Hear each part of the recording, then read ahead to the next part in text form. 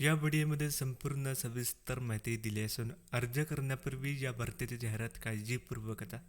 या भरतीशी संबंधित अधिक माहिती करता नोटिफिकेशनची लिंक दिली आहे आणि जॉब अपडेट मिळवण्यासाठी टेलिग्राम चॅनलला जॉईन करा, जेणेकरून सर्व डेली जॉब अपडेट मिळत राहतील.